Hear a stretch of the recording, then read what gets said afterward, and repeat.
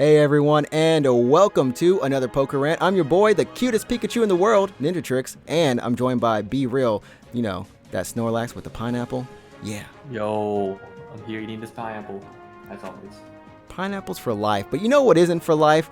Objectives in this game. Yeah, I know it was a bad transition, but it's okay because we're going to be talking about the Zapdos, and not just the Zapdos. I know a lot of you like to complain about Zap, but what do you think about the Rotom and the Drednaw? Those got to be fixed too. We can't just fix it all in one pack, in like half a package. It's all got to be changed. Starting off with the Zap though, one of the things that we were thinking about, which is really frustrating, is that there is no health bar on any objective indicators. So when these objectives are getting melted, and you're asking yourself or your team, hey, which should we go to? Where can we go? You're not ever seeing it, and sometimes they just disappear. They just die.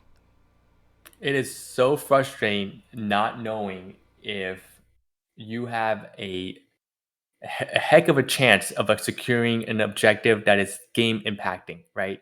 When you say that 95% of the time, the team that gets Zapdos win the game. And if Usually. that is the case, when you want better indication, right? More of a skill-based indication that your team is the one that deserves to secure Zapdos, right? A lot of times it's a coin toss, right? Both teams goes at it and saying, hey, we're just gonna see and pray, really a lot of praying that you get Zapdos. And I don't know. I don't know if that is a good thing to have in a game where it's so impactful, right? To leave it up to chance, right? So I think two things need to happen here, Ninja Tricks. One, is just better UI, right? Better on-screen indication that Zapdos is gonna be about to be melted, or how much damage it's gonna take to melt that Zapdos. Or two, just a different type of battle system at the end, right? Almost like a boss-like battle system. That's my thinking. When it get down 10%, maybe have some kind of counter where you can tell that the next 5 hits, whoever gets those 5 hits is going to be the team that secures Zapdos. I think that would just make it fair for everyone involved, in my opinion. Yeah, I think it's something that lets you know, hey, Zapdos is about to go. Everybody focus on it, because the way that the screen realty space is laid out, you cannot, for the most part, if you were in the bottom bushes around the pit, you cannot see the health on the Zapdos. If you are in the I'm going to call it the side alleyway. If you're in that little funnel, you cannot see. So you really have to be on top of the Zapdos, literally almost on top of it on in that top area. But another thing is, why should the game come down to just one decision, one Pokemon? Why should it all come down there? We have Rotom, we have Drednaw, and you have 2 to 3 of them in every game that will spawn. So I think there should be something that gives more weight to when you capture a Rotom, whether you can walk it in or not. It should still give you a little bit more of an advantage than it does, because honestly, after the first Rotom, its advantages die off so quickly. We have a lot of teams that are okay with just, hey, you know what, let them take it. We'll just melt it in less than a second, and then we'll go back to our business. What do you think?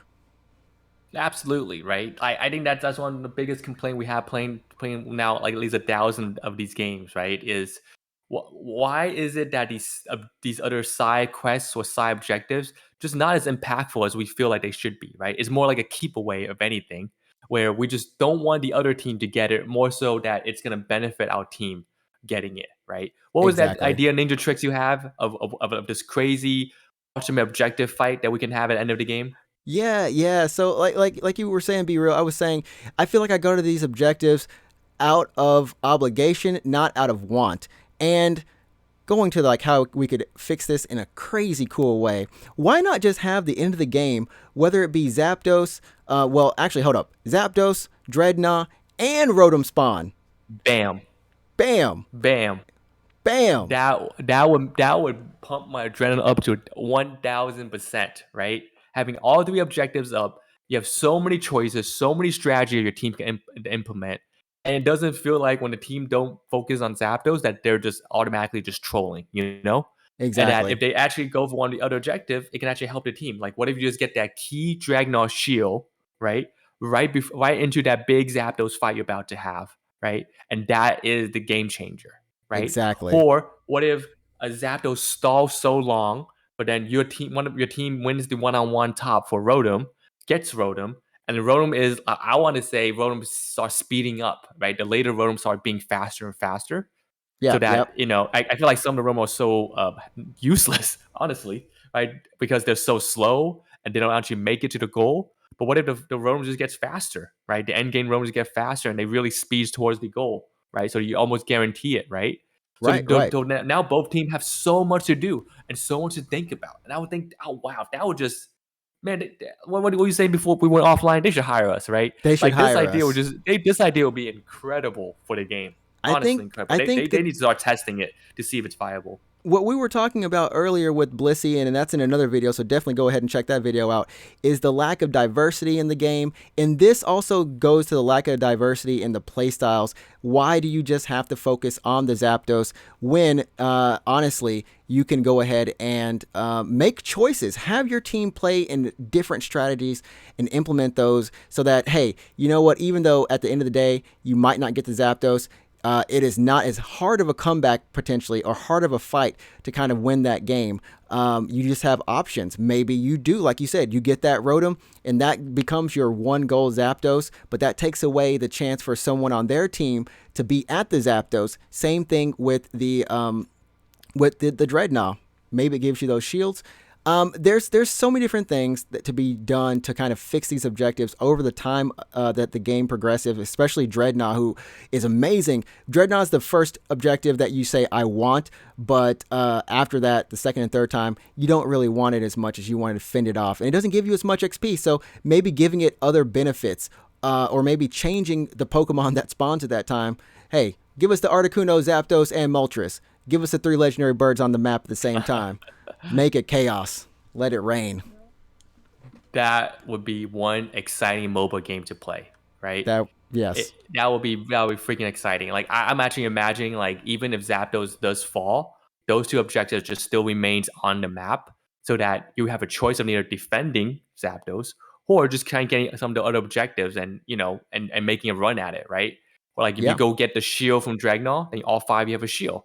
You have a Yeah. chance of trying to counter score, right? We are Or you can thinking go for the this, Rotom and or try to go both, run it in. or both get the Rotom and the Drednaw, so you have shields while you're Yeah. trying to get into the force. Like you're forcing yourself in there. So at this time, those shields are even more crucial. So, I mean, player expression in any game is the best thing. Let us know what you all think. What do you think the objectives should be in terms of how they can be fixed in this game, or if you think they're good as it is? If you have any complaints or don't have any complaints, we want to hear about it in the comments. And of course, we'll be back for another Poker Rant. We appreciate the support. Go ahead, like this video if you enjoyed it, and subscribe to the channel where we'll be putting up more content. That's going to be it for me, Ninja Tricks, and my co-host, the one, the big, the Snorlax with the pineapple. Be real. Yeah, boy. Give me that super speed Rotom. Can't wait.